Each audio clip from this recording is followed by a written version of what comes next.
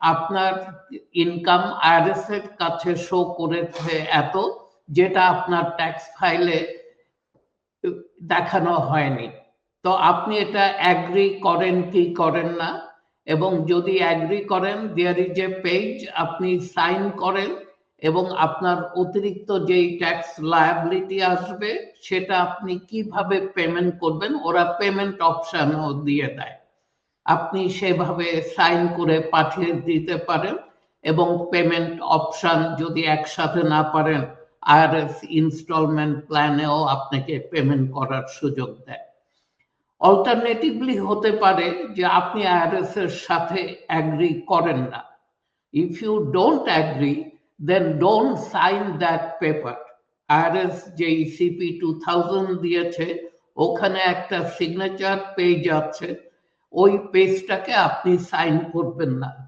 আপনি আইআরএস কে একটা ছোট্ট স্টেটমেন্ট পাঠাবেন কেন, কি কারণে আপনি এটাকে ডিসঅ্যাগ্রি করেন, এবং সেটা খুব প্রিসাইজলি টু দ্য পয়েন্ট লিখে, ওটার যদি কোনো সাপোর্টিং ডকুমেন্টস অ্যাড করতে হয় সেটা অ্যাড করে আপনি আইআরএস কে রেসপন্স করবেন।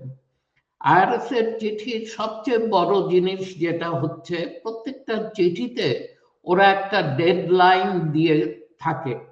আপনি কিন্তু ডেডলাইনটা মেনটেন করার চেষ্টা করবেন, এবং কোনো কারণে যদি মনে করেন যে চিঠির অ্যান্সার করতে আপনার সময় লাগবে, ইউ নিড মোর টাইম, আপনি কিন্তু আইআরএস এর কাছে এক্সটেনশন অফ টাইমের জন্য লিখতে পারেন, এবং আইআরএস সব সময় আপনাকে সেটা দিয়ে থাকে।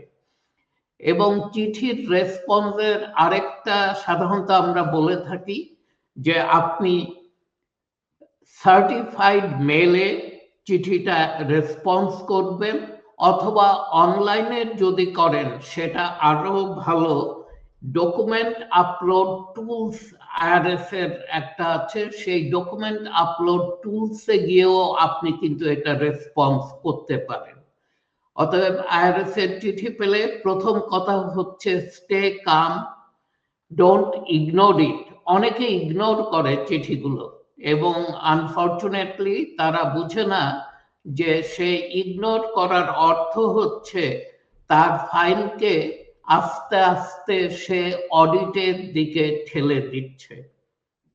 এই চিঠি কিন্তু অডিট লেটার নয়। অতএব এটা পেয়ে আপনি যদি ইগনোর করেন, তারপর সেকেন্ড চিঠি আসছে সেটাও ইগনোর করলেন,